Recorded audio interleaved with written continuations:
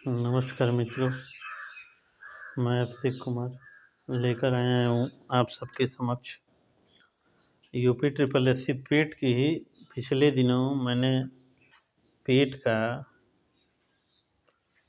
एक सिलेबस पंचायती राज व्यवस्था और दूसरा राज्य की नीति निर्देशक तत्व पढ़ाने का प्रयास किया। आज आप सबके समक्ष संघ प्रणाली, एकात्मक प्रणाली, इन सब बिंदुओं को पढ़ाऊँगा। तो प्रस्तुत है भारत की संघ प्रणाली। पहले तो परिभाषा जाने के देखिए, जो लोग परिभाषा और कॉन्सेप्ट क्लियर करेंगे वो एक अच्छे शिक्षक, एक अच्छे विद्यार्थी, एक अच्छे कॉम्पिटिटर बनेंगे। और जो सिलेबस परिभाषा को अंडरस्टैंड नहीं करेंगे, मेरे हिसाब से शायद वो अच्छे विद्यार्थी नहीं बन सकते। तो आते हैं हम संघीय प्रणाली। परिभाषा है, संघीय प्रणाली का मतलब होता है कि किसी देश या राष्ट्र में दो या दो से अधिक स्तरों पर कानून का देखना। मतलब कोई भी देश संघीय प्रणाली में कैसे व्यवहारिक पढ़ेंगे तो आपको ज़्यादा समझ में आएगा। किसी देश या राष्ट्र में दो या दो से अधिक स्तरों पर कानून का देखना, अर्थात केंद्र राज्य दोनों ही जब मिलकर कार्य करता है तो इसी प्रणाली को क्या बोलते हैं? संघीय प्रणाली कहते हैं। फिर से समझिए, किसी देश या राष्ट्र में दो या दो से अधिक स्तरों पर कानून का देखना, अर्थात केंद्र राज्य दोनों ही जब मिलकर कार्य करता है तो इसी प्रणाली को संघीय प्रणाली कहते हैं। सर्वप्रथम 1787 में फिलाडेल्फिया सम्मेलन हुआ। फिलाडेल्फिया कहाँ है? फिलाडेल्फिया इस समय वर्तमान में अमेरिका में फिलाडेल्फिया सम्मेलन हुआ और इस सम्मेलन द्वारा USA, United state of America जो है, संयुक्त राज्य अमेरिका में संघवाद का उदय हुआ। याद रखिए, दुनिया में पहली बार कहीं संघ आया कि दो स्तर पे शासन होगा, तो पहला था कौन? अमेरिका। सबसे महत्वपूर्ण बात, संघवाद क्या है? सरकार की एक प्रणाली जिसमें शक्तियों को केंद्र और उसके घटकों राज्यों के बीच बांटना ही क्या है? संघवाद है। संघवाद को आप ऐसे समझ लीजिए कि जैसे एक विद्यालय है, विद्यालय में मैनेजर, हेड ऑफ स्कूल होता है और प्रिंसिपल छोटे साहब के तौर पे होते हैं। प्रिंसिपल साहब को छोटे साहब कहेंगे, मैनेजर साहब को क्या कहेंगे? बड़े साहब। वैसे समझ लीजिए शक्तियों का विभाजन, जैसे केंद्र स्तर पे और राज्य स्तर पे। तो केंद्र स्तर पे जो शक्ति होगी और उस शक्ति को कुछ पावर दिए गए कि आप ज़रूरत पड़ने पर राज्य पे भी कमांड कर सकते हैं। या कमांड से आशय है कि जैसे केंद्र सरकार की शक्ति, जैसे इस समय नरेंद्र मोदी जी हैं, भारत सरकार के प्रमुख हैं। भारत में चूँकि सांसदीय प्रणाली है, अध्यक्षात्मक प्रणाली, तो यहाँ का अध्यक्ष प्रधानमंत्री होता है और अमेरिका के अध्यक्ष राष्ट्रपति होंगे। राष्ट्रपति कौन? जो बाइडेन अमेरिका के होंगे अध्यक्ष। अब भारत के कौन होंगे अध्यक्ष? तो भारत के राष्ट्रीय अध्यक्ष यहाँ के प्रधानमंत्री जी मोदी जी होंगे। तो जिस प्रकार मोदी जी हैं, तो ज़रूरत पड़ने पे वो पूरे राज्यों पे कमांड चाहें तो अपने पावर से कर सकते हैं। चाहें क्या है, ये जब चाहें वो जैसा कर सकते हैं। ठीक है, उसी प्रकार से आप अमेरिका में भी देख सकते हैं। अमेरिका में भी पीएम और प्रेसिडेंट दोनों होता है।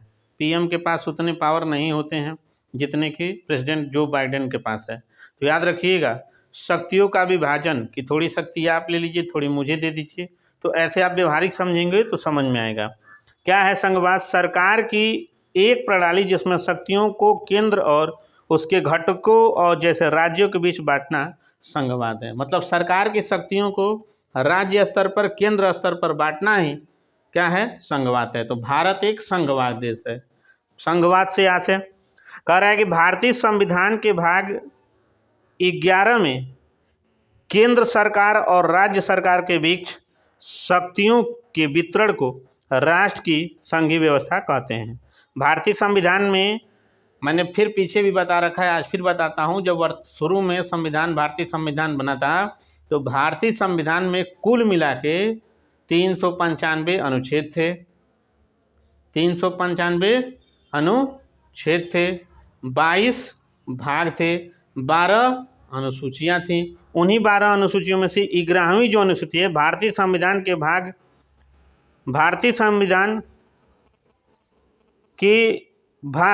11 में केंद्र सरकार और राज्यों के बीच शक्तियों का वितरण को राष्ट्र की संघीय व्यवस्था के अंतर्गत डालते हैं।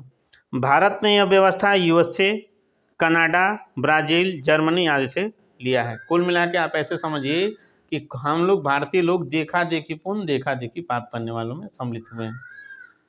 जब हमारा देश आज़ाद हुआ तो हमें ये नहीं मालूम था कि देश को हमें कैसे लेके चलना है। तो जिस प्रकार जैसे आप ग्रामीण सभ्यता में रहते हैं, तो आप ग्रामीण परिवेश में हैं, शहरों में जाएंगे तो आप देखेंगे कि एकाएक आप शहरों में जब पहुँचे तो शहर के तौर तरीके को आप जानते नहीं हैं। आप देहाती तौर पे, जैसे मैं हूँ, एक बार दिल्ली गया था विजिट करने, तो दिल्ली विजिट करने गया तो अंगूठी लगाने का, जैसे आज लगा रखा हूँ वैसे अंगूठी लगाने का शौक़ था। तो दिल्ली एयरपोर्ट पे CISF वाले सब थे, और वहीं पे कुछ आप जैसे बाहर निकलेंगे तो CRPF वाले भी होते हैं। तो वहाँ पे सब जैसे आप अपना सूटकेस वगैरह ले जाएंगे तो सब चेक करते हैं, तो उसमें चेक कर रहे थे। उस समय मूवी आई थी एक टाइगर, हमें शौक़ था गमछा लगाने का, हम उसी गमछे को लगा रखे थे, और उस गमछे को लगाए थे तो वो सब देख के हमें समझ गए कि हम देखने में भी विचित्र लग रहे हैं। तो देख के हमको समझ गए कि हो सकता हो कि ये कोई खराब व्यक्ति हो, इसकी वजह से हमारा गमछा हटवाए, और उसके बाद से फिर शुरू क्या किए, चेक किए, उसके बाद से सब जाने दिए थे।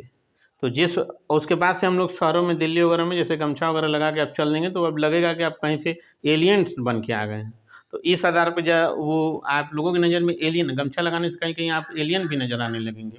तो गमछा लगाने की वजह से जैसे आप एलियन नजर आएंगे तो लोग देखने लगते हैं कि गमछा क्यों लगाए हैं। जैसे आप शहर में जाएंगे तो गमछा वाले को लोग हे दृष्टि से देखते हैं कहीं कहीं। तो जिस प्रकार गमछे वाले को हे दृष्टि से देखते हैं, उसी तरीके से अब गमछा वाला एक बार दिखेगा कि हमको गमछे की वजह से हे दृष्टि, तो धीरे धीरे करते करते अपने को शहरी मॉडल में बनाएगा, थोड़ा जीन्स फटा पहनेगा, थोड़ा कपड़ा इधर उधर से अच्छा पहन लेगा, तो उससे क्या होगा, वो स्मार्ट दिखने लगेगा।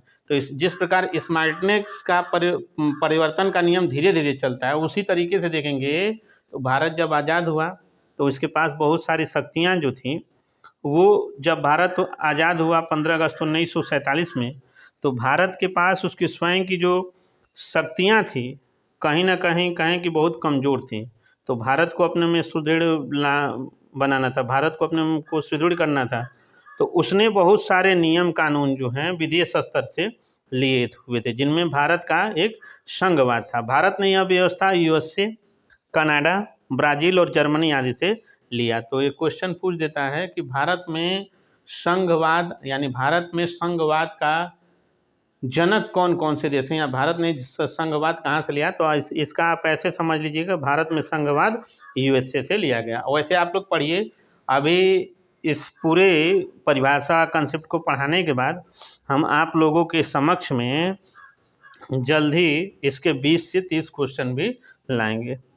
तो भारत को एक संघीय राष्ट्र, संघ और राज्य सरकार के बीच शक्तियों के वितरण द्वारा भारत एक संघीय राष्ट्र बनता है। माने भारत जो है एक संघ राज्य देश कैसे बना, उसके पीछे कारण है कि भारत में शक्तियों का विभाजन है। कुछ शक्तियां केंद्र सरकार के पास हैं, कुछ शक्तियां राज्य सरकार के पास हैं, और कुछ पे केंद्र और राज्य दोनों मिलकर काम करते हैं। तो ऐसा क्रियाकलाप जिसमें केंद्र और राज्य दोनों के सहयोग देखने को मिले, इसी प्रकार की प्रणाली को हम क्या, संघीय प्रणाली कहते हैं। उम्मीद है कि आप सबको समझ में आया होगा। भारत को एक संघीय राष्ट्र, संघ और राज्य सरकार के बीच शक्तियों के वितरण द्वारा भारत एक संघीय राष्ट्र बनता है। भारत में केंद्र एवं राज्य सरकार के बीच 3 सूचियां विभाजित हैं। भारत में मुद्दा दे दिया गया कि ये शक्ति आपके पास, जैसे आपके घर में शादी विवाह होता होगा तो मलकानापन देखते होंगे आप लोग व्यतीत होता है, जिस प्रकार से कि भैया आप भंडारे का मालिक हो जाइए, फूफा जी लोग आते हैं या मौसा जी लोग तो उनको निमंत्रण लिखने के लिए दे दिया जाता है। ठीक उसी प्रकार से भारत में जब संघीय प्रणाली बनाई गई तो शक्तियों का विभाजन हो रहा था। तो कुछ शक्तियां संघ के पास चली गई कि हम इन भारत की सबसे पावरफुल पॉइंट पे भारत की जो केंद्र की सरकार थी वो उस पर कमांड करना चाहती थी। तो संघ सूची ऐसी शक्ति जिसमें ज़्यादा पावर हो उसको उसको संघ ने ले लिया, जिसमें रक्षा, विदेश मामला, मुद्रा, बैंकिंग, संचार इत्यादि ये सारे के सारे बहुत इंपॉर्टेंट पॉइंट हैं। याद रखिएगा कि जो सबसे पावरफुल पॉइंट थे वो सब कहाँ चले गए, संघ सूची के पास। संघ सूची में कौन कौन सी चीज़ें हैं बताई जाएंगी। जो इससे थोड़े कम थे, जो थोड़े कम राजस्व वाले, जिनसे राजस्व प्राप्तियाँ कम होती थी, वो राज्य सूची के पास चली गई। सरकार को ये भी लगा कि बहुत सारे पॉइंट हैं जिन पे हम चल के अपने वोट बैंक को, बहुत सारी चीज़ों को हम बना सकते हैं। उन सूचियों को सरकार ने ऐसे करके डाल दिया सूची में कि इस पे आप भी देखेंगे, ज़रूरत पड़ने पे हम भी देखेंगे। जैसे हम एक तरीके से कह सकते हैं समझने के लिए, देखिए आप सारी बातों को ध्यान से सुनेंगे तभी मेरी बातों समझेंगे। उन शक्ति जिन पे दोनों अपने बैठ समझ के बात करेंगे उनको समवर्ती सूची में डाल गया। जैसे असम का मुद्दा था या मणिपुर हिंसा वाला था। मणिपुर हिंसा तो बहुत मतलब ही ये कहें कि बहुत ही बेकार था। मणिपुर के बारे में हम कुछ कमेंट नहीं करना चाहते क्योंकि वायरल होंगे, उठा लिए जाएंगे, तो उससे हम बड़ा डरते हैं यूट्यूब की दुनिया से, और यही कारण था कि डरते डरते हम आए नहीं। ऐसा समझ लीजिए कि असम में आसपा एक कानून था, असम सरकार उस पर नियम बार बार बनाना चाहती थी। अब इसके पहले की बहुत सारी सरकारें थीं उस पर हस्तक्षेप नहीं करती थी कि कर देंगे तो हमारी सरकार गिर जाएगी। ज़रूरत पड़ने पे सरकार ने आसपा पे भी वहाँ की राज्य सरकार और केंद्र से माननीय श्री गृह मंत्री अमित शाह जी के साथ बैठ के और मुद्दे का हल करके, और उसमें जो परिवर्तन देखने को मिला, या आर्टिकल 370 जो मुद्दा था जिस पर राज्य को अधिकार था, एक तरीके से कहें भारतीय संविधान से प्रदत्त अधिकार था 370, उस पर राज्य सरकार और साथ ही साथ यहाँ की केंद्र सरकार ने मिल के संविधान के 368वें संविधान संशोधन नियम के तहत परिवर्तन करके जो जम्मू कश्मीर में परिवर्तन किया, जरूरत पड़ने पर अन्य राज्यों में जो परिवर्तन, अमूल चूल परिवर्तन जो करने को अधिकार प्राप्त होता है उसी को क्या बोलते हैं, समवर्ती सूची। अर्थात ऐसे समझ लीजिए कि ऐसा मुद्दा जिस पे राज्य और केंद्र दोनों मिलकर परिवर्तन ला सकते हैं उसको क्या बोलते हैं, समीपवर्ती सूची। तो एक बार फिर से रिकॉल कर लीजिए, उसके बाद से संघात्मक यानी संघीय प्रणाली को एक बार फिर से रिकॉल कर लीजिए। संघीय प्रणाली का मतलब होता है किसी देश या राष्ट्र में दो या दो से अधिक स्तरों पर कानून को देखना। जैसे यह भारत में देखेंगे तो एक केंद्र सरकार है, एक राज्य सरकार है, तो केंद्र और राज्य के सहयोग से भारत की सरकार का स्वरूप देखने को मिलता है। इसी प्रकार के स्वरूप को क्या बोलते हैं, संघीय प्रणाली बोलते हैं। सर्वप्रथम संघीय प्रणाली शब्द कहाँ देखने को मिला, कहाँ से है, तो यूएसए ने फिलाडेल्फिया सम्मेलन से अपने को संघवाद से जोड़ा, और सर्वप्रथम दुनिया में संघवाद का उदय यूएसए में हुआ। यूएसए, कनाडा, ब्राज़ील को देखते हुए कि किस प्रकार शक्तियों का वितरण है, भारत ने उसका अनुकरण किया, और भारत के भाग 11 में इन सब चीज़ों का जिक्र है। राज्य और केंद्र सरकार की सूचियों का वर्णन। तो याद रखिएगा कि भारत को एक संघीय राष्ट्र अर्थात भारत को संघ राष्ट्र के रूप में बनाने के लिए, भारत को एक संघ राष्ट्र में बनाने के लिए भारत में दो प्रकार की शक्तियां उत्तरदायी हैं। पहला है केंद्र सरकार और दूसरा है राज्य सरकार। केंद्र सरकार राज्य सरकार के बीच शक्तियों का विभाजन ही या शक्तियों और कार्यों का विभाजन ही भारत को एक संघीय प्रणाली राष्ट्र बनाने के लिए क्या मजबूर करता है। भारत में संघीय प्रणाली बनने के लिए कुछ विषयों का विभाजन किया गया जिन्हें सूची में डालते हैं। ये सूचियाँ मुख्यतः 3 प्रकार की हैं, संघ सूची, राज्य सूची और समवर्ती सूची। उम्मीद है कि आपको ये पसंद आया होगा।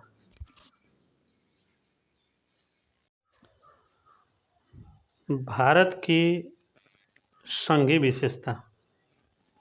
भारत में संघवाद मूल रूप से भारत शासन अधिनियम 1919 से लागू हम मान सकते हैं।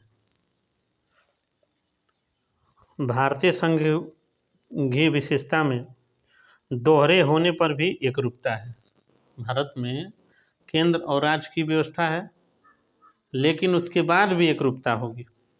किस आधार पर? भारत में आप निवासी, जब भी आप फॉर्म फिलअप करते होंगे किसी कंपटीशन या अन्य का, तो आप भारत में क्या लिखते हैं? निवासी। तो भारतीय ही तो लिखते हैं ना। या अपने गांव का नाम आप डाल दिए तो आपका नाम, आपका गांव आपके उत्तर प्रदेश में ही है, और उत्तर प्रदेश भारत में ही है तो है। तो वही कह रहा है कि दोहरे होने पर भी एकरूपता। मतलब बहुत सारे काम आप देखेंगे दोहरे होने पर, जैसे अमेरिका में आप जाएंगे तो अगर आप मान लीजिए किसी प्रांत के निवासी हैं, तो वहाँ के निवासी हैं, तो फिर आपको अमेरिका का निवासी बनना पड़ेगा। अमेरिका के नागरिकता 2 प्रकार थे, लेकिन यहाँ पे देखेंगे तो नागरिकता का दोहरे होने पर भी एकरूपता है। एक एवं लिखित संविधान की व्यवस्था। अच्छा, राज्य हो या केंद्र हो, दोनों जगह पे लिखित व्यवस्था है। दोनों जगह पे क्या है? लिखित संविधान। माने जो संविधान का कोई भी परिवर्तन हो पूरे भारत के लिए लागू होगा। जैसे जीएसटी लागू हुआ तो सिर्फ भारत के कुछ राज्यों में थोड़े, सिर्फ भारत के केंद्र के लिए थोड़े।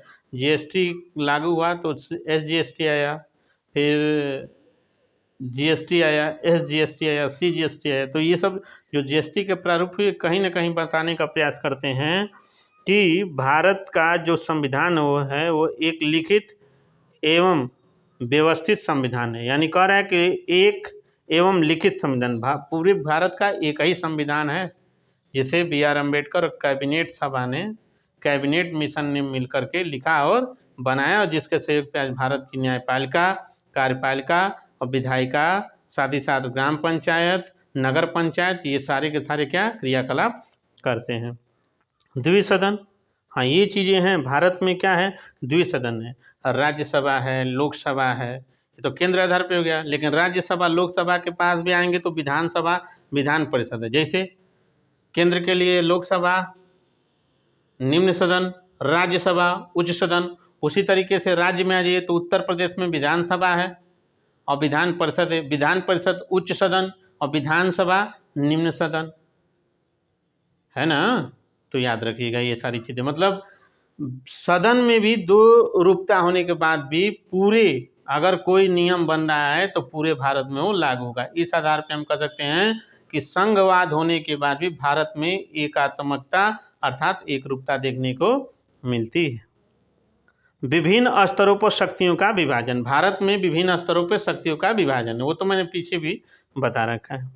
एकात्मकता, भारतीय संविधान में एक नागरिकता एवं लोकसभा राज्यसभा की सीटों का विभाजन न्यायपालिका स्वतंत्र होना बताता है कि भारत संघ। देखिए हम लोग उत्तर प्रदेश राज्य में रहते हैं, लेकिन प्रधानमंत्री को चुनने का अधिकार हम सबको भी तो है। हम लोग सांसद का जब चुनाव होता है तो वोट देते हैं ना।